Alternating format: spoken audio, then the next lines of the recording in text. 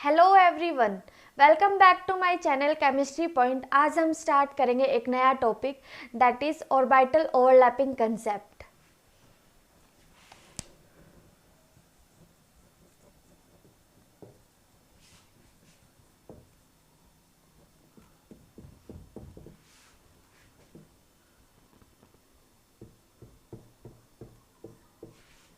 अब हम देखेंगे what is orbital overlapping. Orbital overlapping देखने से पहले मैंने इसकी डेफिनेशन देख लेते हैं क्या होती है।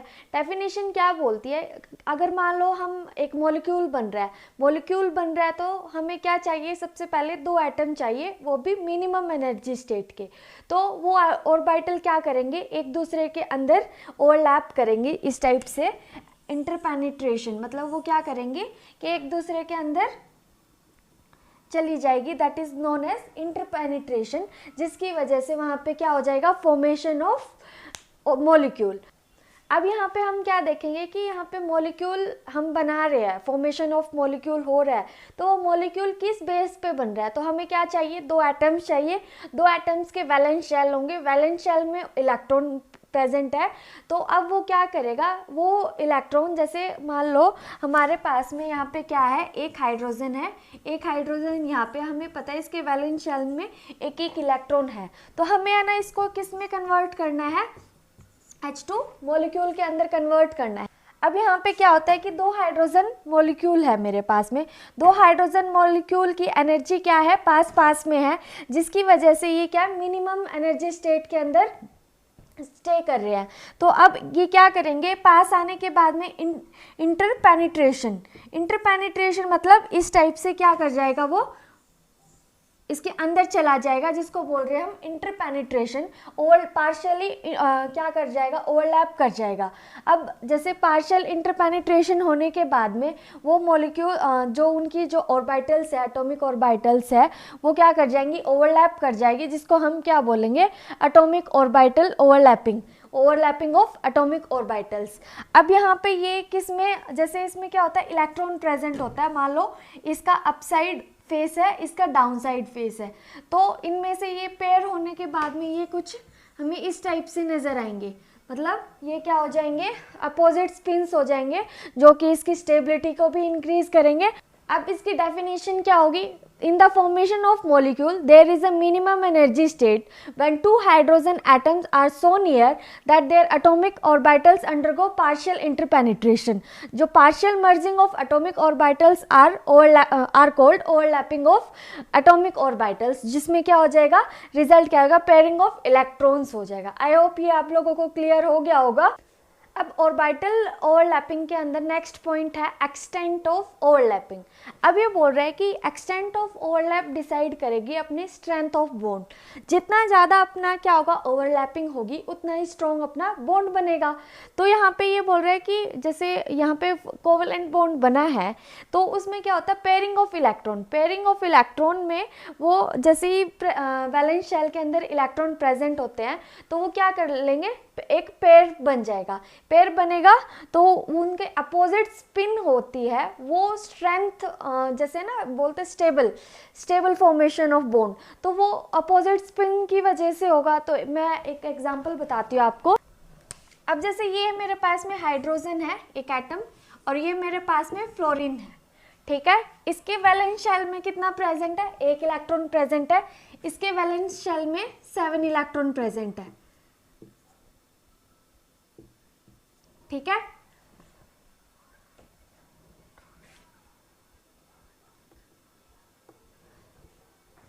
इसके वैलेंस शेल में कितने, 7 इलेक्ट्रॉन प्रेजेंट है।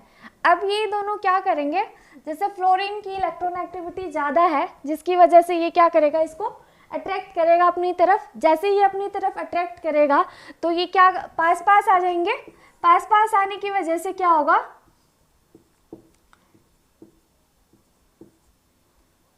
ये हाइड्रोजन चाहेगा कि मेरा भी ऑक्टेट मतलब जिस डुप्लेट होता है जिसमें 2 इलेक्ट्रॉन होंगे एस ऑर्बिटल के अंदर, जो उसका मैक्सिमम 2 इलेक्ट्रॉन आ सकता है, तो ये क्या चाहता है कि मेरा भी डुप्लेट कंप्लीट हो जाए, जिसकी वजह से ये क्या स्टेबल फील करने लग जाएगा। इसने क्या किया कि लालच के चक्कर में यहाँ पे आ गया, और यहाँ पे आने के बाद में इन दोनों ने क्या किया, ओवरलैपिंग होगी इनके बीच में। ओवरलैपिंग हुई तो यहाँ पे क्या हो जाएगा, बॉन्ड फॉर्मेशन हो जाएगा। इस टाइप से क्या होगी, इसमें ओवरलैपिंग होगी।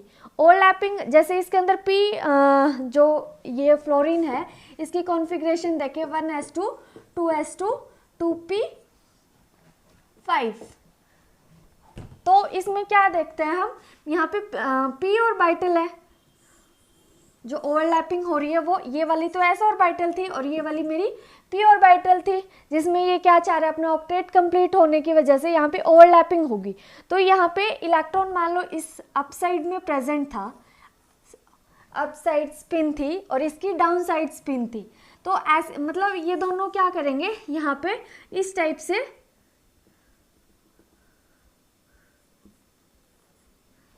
अपोजिट स्पिन आ गए, तो यहाँ पे स्ट्रॉन्ग बॉन्ड फॉर्मेशन होगी। तो आई होप ये पॉइंट आप लोगों को क्लियर हो गया होगा कि यहाँ पे formation of a covalent bond between 2 atoms result by pairing of electrons present in the valence shell having opposite spins. तो पता लग गया बॉन्ड क्यों बन रहा है, तो बॉन्ड ओवरलैपिंग क्यों हो रही है और बॉन्ड भी क्यों बन रहा है। आई होप ये चीज़ आप लोगों को क्लियर हो गई होगी।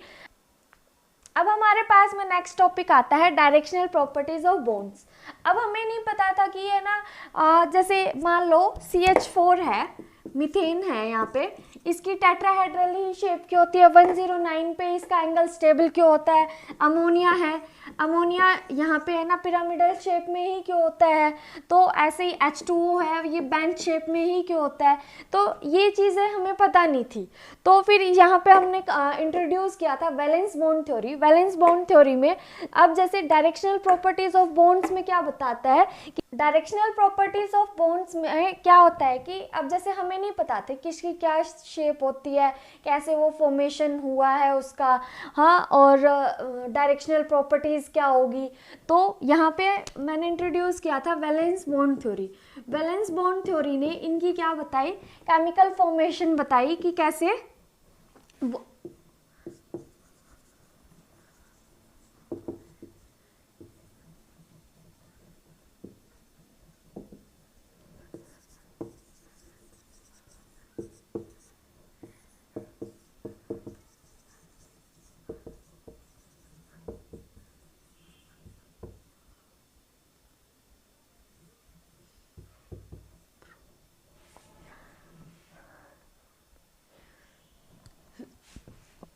तो वीबीटी ने यहाँ पे क्या बताया, फॉर्मेशन बताई कि केमिकल बॉन्ड कैसे बन रहे हैं, कैसे वो स्टेबल हो रहे हैं, शेप बताई कि इसकी क्या शेप बनेगी, और यहाँ पे फिर डायरेक्शनल प्रॉपर्टीज बताई कि ये किस जैसे है ना वो एंगल है जो टेट्राहेड्रल है, पिरामिडल है, कि क्या एंगल होगा, कितना डायरेक्ट कौन सी डायरेक्शन में जाएगा। तो ये चीज़ें वैलेंस बॉन्ड थ्योरी ने बताई। यहाँ पे हमें क्या पता लगी, डायरेक्शनल प्रॉपर्टीज पता लगी बॉन्ड्स की। आई होप ये पॉइंट भी आप लोगों को क्लियर हो गया होगा। अब हमारा नेक्स्ट पॉइंट है overlapping of atomic orbitals. Overlapping of atomic orbitals में क्या होता है, जब भी एटम्स की ऑर्बिटल्स होंगी वो पास पास आएंगी, जैसे ही वो पास आएंगे तो वहाँ पे ओवरलैपिंग होगी। तो ओवरलैपिंग यहाँ पे 3 टाइप की हो सकती है। फर्स्ट वन है पॉजिटिव ओवरलैपिंग,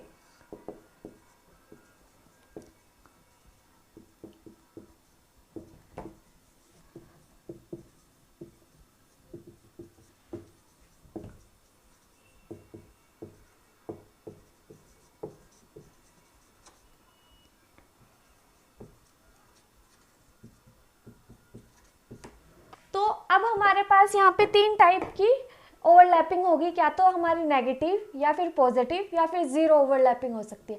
ये साइन के ऊपर डिपेंड होती है, साइन या फेज के ऊपर, या फिर हम बोल सकते हैं direction of orientation of amplitude. अब जैसे हमें क्या वेव फंक्शन में क्या होता है कि जैसे इस टाइप से पॉजिटिव नेगेटिव जो भी फेज होती है एम्पलीट्यूड के ऊपर डिपेंड करके हम उसके ऊपर साइन क्रिएट करेंगे। तो यहाँ पे अब सबसे पहले बात करते हैं हम पॉजिटिव ओवरलैपिंग। पॉजिटिव ओवरलैपिंग में क्या होता है कि मान लो मेरे पास में ये कोई मेरे पास में s ऑर्बिटल है, ये मेरे पास में s ऑर्बिटल है, अगर इन पे सेम चार्ज होते हैं तो यहाँ पे मेरे पास में क्या होगी, पॉजिटिव ओवरलैपिंग। यहाँ पे मेरे पास में p ऑर्बिटल है, ये भी मेरी p ऑर्बिटल है, तो यहाँ पे पॉजिटिव पॉजिटिव है, यहाँ पे नेगेटिव नेगेटिव है। जब भी सेम चार्जेस होंगे और तब ओवरलैपिंग हो रही है तो वो वहाँ पे क्या होगी, अपनी पॉजिटिव ओवरलैपिंग होगी। तो इसमें हम ऐसे शो कर सकते हैं इस टाइप से, ये मेरी पॉजिटिव ओवरलैपिंग होगी। अब नेगेटिव में क्या होगा कि अपोजिट चार्ज होंगे। अपोजिट चार्ज में क्या बोल सकते हैं, एक मेरे पास में s ऑर्बिटल है और दूसरी मेरे पास में p ऑर्बिटल है, ठीक है।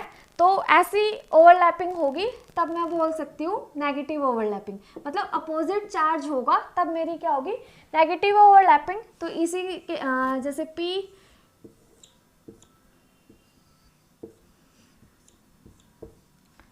और इसको मैं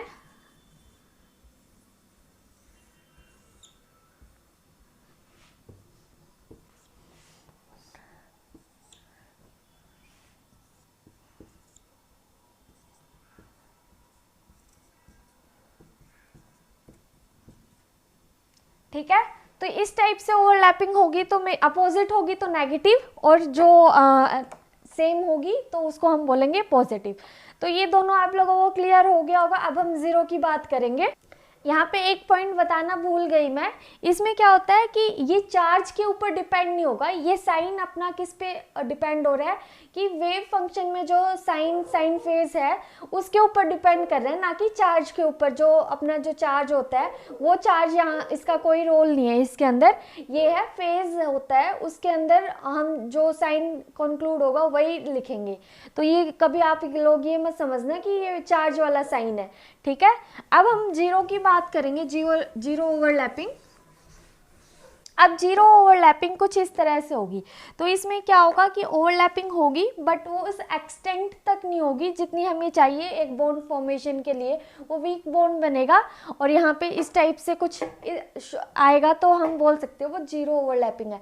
यहाँ पे एक पॉइंट करेक्ट करना चाहूँगी मैं, जो मैंने पॉजिटिव में एस ऑर्बिटल बनाए थे वो एस नहीं आएगा, वो उसको हम बोल सकते हैं पी ऑर्बिटल इस टाइप से, या फिर p ऑर्बिटल के साथ में s ऑर्बिटल, ठीक है। यहाँ पे मेरे पास में p ऑर्बिटल, ये वाली p ऑर्बिटल, ये वाली p और ये वाली s। तो नेगेटिव जो पॉजिटिव ओवरलैपिंग थी उसने प्लीज करेक्ट कर लेना, s यहाँ पे ओवरलैपिंग नहीं करेंगे हम, ठीक है। अब यहाँ पे हम डिस्कस करेंगे types of overlapping depending upon the atomic orbital. Overlapping यहाँ पे दो टाइप की होगी अपने पास में, एक तो मेरे पास में होगी सिग्मा और दूसरी होगी मेरे पास में पाई। आई होप आप लोगों को पता भी होगा सिग्मा क्या होता है कि सिंगल बॉन्ड बनाता है और पाई में डबल बॉन्ड बनता है, डबल या ट्रिपल भी बोल सकते हैं। तो यहाँ पे अब जैसे सिग्मा बॉन्ड है, सिग्मा बॉन्ड में क्या बोलता है कि इसमें बोलता है क्या तो एंड टू एंड या फिर हेड ऑन ओवरलैपिंग। तो इसमें ओवरलैपिंग होगी, जैसे मान लो मेरे पास में कोई s ऑर्बिटल है, ये वाली भी मेरी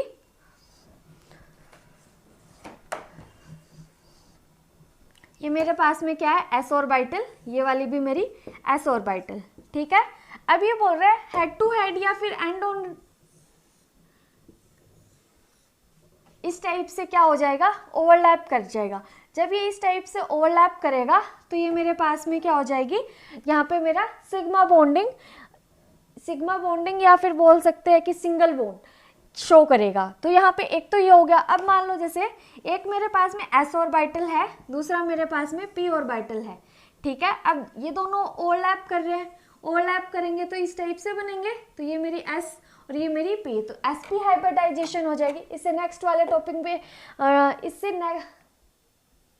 इससे नेक्स्ट वाले टॉपिक में हम हाइब्रिडाइजेशन वाला टॉपिक करेंगे। फिलहाल देख लो कि ये जैसे ओवरलैपिंग हो रही है तो ये क्या बन जाएगी, मेरी sp हाइब्रिडाइजेशन बन जाएगी। तो इसकी डेफिनेशन क्या हो जाएगी, the type of covalent bond is formed by the end to end या फिर head on overlap of bonding along internuclear axis, उसको हम बोलेंगे सिग्मा बॉन्डिंग या फिर सिग्मा ओवरलैपिंग। ठीक है, तो अब जिसमें है ना, इसमें बोल रहा है कि ये बहुत सारे टाइप्स ऑफ क्या करती है, ओवरलैपिंग बताएगी। जैसे एस ऑर्बिटल की ओवरलैपिंग करवाएंगे हम, या फिर एस या पी की करवाएंगे, या फिर पी ऑर्बिटल की। जैसे ये वाली मेरी क्या थी, पी ऑर्बिटल है, ये वाली मेरी पी ऑर्बिटल है, और यहाँ पे क्या बन जाएगी, पी और पी ओवरलैपिंग बन जाएगी। तो आई होप ये आप लोगों को क्लियर हो गया होगा कि इसके अंदर सिग्मा में और सिग्मा बॉन्डिंग के अंदर या फिर सिग्मा ओवरलैपिंग के अंदर किस टाइप से ओवरलैप होगा। और अब हम पाई की बात करते हैं। अब मेरे पास में यहाँ पे क्या है, पी ऑर्बिटल है। पी ऑर्बिटल है तो ये जो है यहाँ पे मान लेते हैं हम पी जेड है, और ये वाली पी जेड है। तो ये बोल रहा है कि their axis remain parallel to each other. मान लो ये पी वाई है जो भी है अपनी, तो ये क्या हो जाएंगी, एक दूसरे के पैरेलल होगी और परपेंडिकुलर इंटरन्यूक्लियस एक्सिस। तो ये वाली क्या होगी, इसकी इंटरन्यूक्लियर एक्सिस ये क्या होगी, परपेंडिकुलर होगी। जब यहाँ पे फॉर्मेशन होगा तो साइड वाइज ओवरलैपिंग होगी। साइड वाइज मतलब ये इस टाइप से ओवरलैपिंग होगी। तो इस टाइप से ओवरलैपिंग होगी तो इसको हम बोलते हैं पाई ओवरलैपिंग या फिर पाई बॉन्डिंग। इसमें क्या होता है कि एक सिंगल बॉन्ड बनेगा,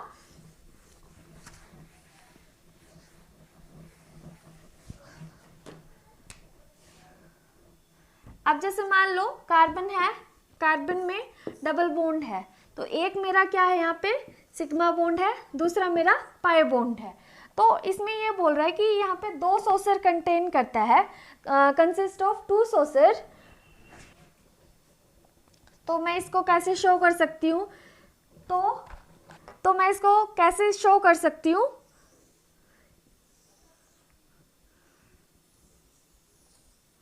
ठीक है, इस टाइप से शो कर सकती हूँ। अगर मान लो यहाँ पे होता तो मैं इसको जैसे इस टाइप से, ये वाला मेरा पाई बॉन्ड होगा और ये वाला मेरा सिग्मा बॉन्ड हो जाएगा। ठीक है, इसको मैं फिर अच्छे से बना देती हूँ, 1 मिनट। जैसे ये मेरा सिंगल बॉन्ड है, ये मेरा हाइड्रोजन लगा लो कोई,